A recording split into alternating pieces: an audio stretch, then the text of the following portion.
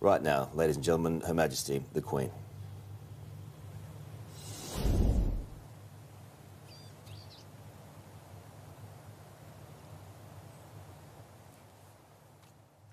I'm speaking to you at what I know is an increasingly challenging time.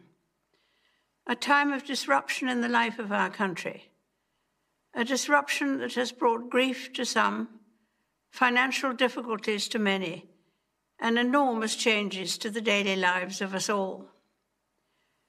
I want to thank everyone on the NHS frontline, as well as care workers and those carrying out essential roles, who selflessly continue their day-to-day duties outside the home in support of us all. I'm sure the nation will join me in assuring you that what you do is appreciated and every hour of your hard work brings us closer to a return to more normal times. I also want to thank those of you who are staying at home, thereby helping to protect the vulnerable and sparing many families the pain already felt by those who have lost loved ones. Together we are tackling this disease, and I want to reassure you that if we remain united and resolute, then we will overcome it. I hope in the years to come, everyone will be able to take pride in how they responded to this challenge. And those who come after us will say the Britons of this generation were as strong as any, that the attributes of self-discipline, of quiet, good-humoured resolve, and of fellow feeling still characterise this country.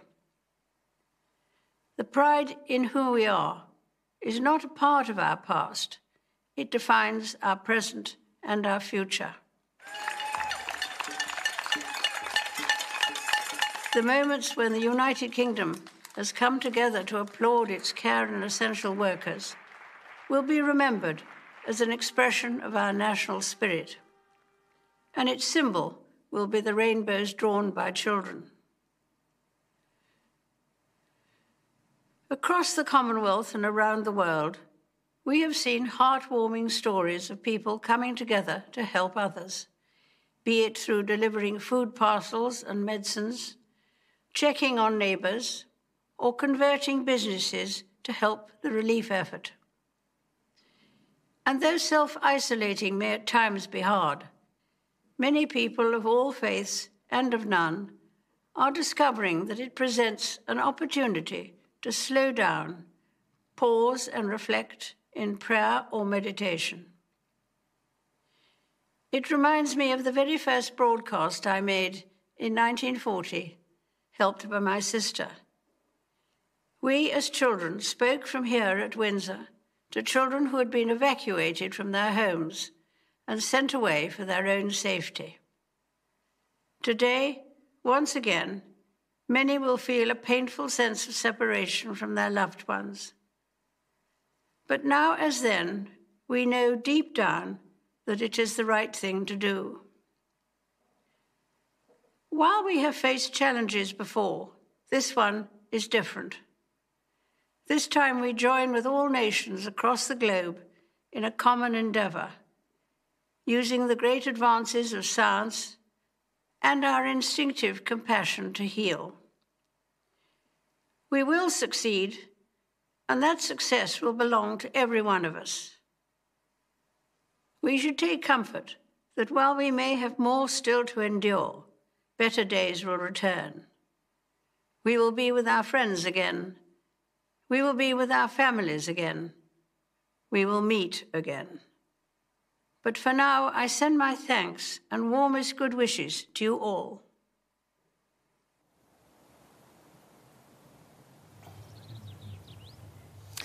There we go. Short, but very eloquent, wasn't it? And heartfelt from the Queen. She's like a reassuring mother of the nation and grandmother of Great Britain. And and I suppose some of that comes to Australia as part of the Commonwealth, but I always find her reassuring to listen to. Yeah, and as you say, short but sweet, but some of the messages in there and referring to that time in 1940 when her and her sister broadcast to other children who were separated from their families Very during powerful. World War II. Yeah, it was, you know, something we'd forgotten that she did that. I think that message of hope on the NHS workers and also the children during rainbows, it was really nice. And look, I know that Great Britain's going through a lot at the moment, and so is the Commonwealth. She didn't really go into the Commonwealth as much as the UK, but obviously that's her priority at the moment. Let's return to Night Sophie Walsh and Royal Commentator Camilla Tominey. Sophie, we've just witnessed history in the making, haven't we? We certainly have, and wasn't it comforting to see the 93-year-old Queen looking a picture of health, really, and reassuring us that one day and one day soon we will be back with our families, we will be able to be back with our friends, we will be able to meet up again, because that's one thing that a lot of people at the moment are struggling with, that separation. She also spoke about the challenge, that it was an enormous challenge to everyday life. She thanked, as we expected, the NHS workers, and it was lovely to see that overlay, those pictures of the NHS workers, the doctors and nurses hard at work battling this virus on the front line.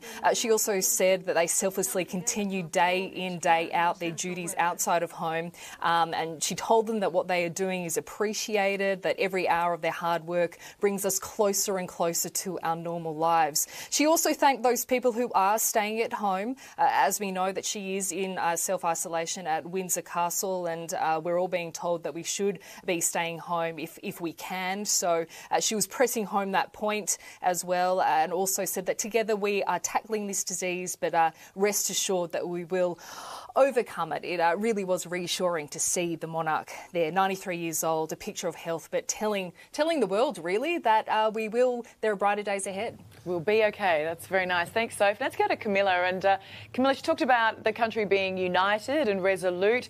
How do you think this will go down with the British people? I think it will be very well received. I think because of the timing here, it's prime time, it's 8 o'clock, people are settling down within their own families, having been told to stay indoors on what's been an unseasonably warm weekend. They'll want to hear that reassurance. And I think also they'll take quite a lot of comfort from some of the nods to things that have been going on. So the rainbows that children have done, the length and breadth of Britain in order to try and communicate the message that they're still around, even though they're being homeschooled, that acknowledgement of the clapping for carers, this idea that actually, even though she might be self-isolating in Windsor Castle, even though she might be approaching her 94th birthday, she's still got it. She's still got her finger on the pulse. And I think just hearing those words and also hearing them from someone who herself was recalling her own wartime experience.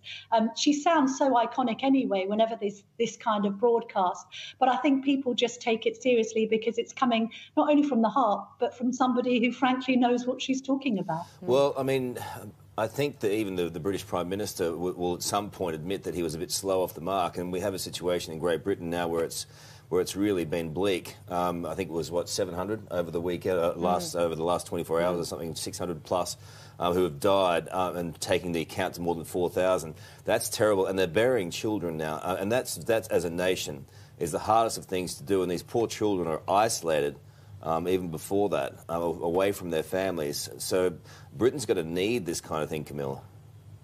Well, also, I think you just need people in positions of authority, not just rallying, but trying to give a sense of hope that this will all come to an end. I mean, we are living in these really strange times, and even the monarch there admitting that despite having served with 14 prime ministers and 13 US presidents, she hasn't seen anything like this before. None of us have. So I think this sense of saying we are all in this together does bring comfort at a time of crisis, and I think the Brits will be rallied by it. All right, well, we might leave it there. Thank you, Camilla and Sophie. We'll chat to you again very shortly in the show.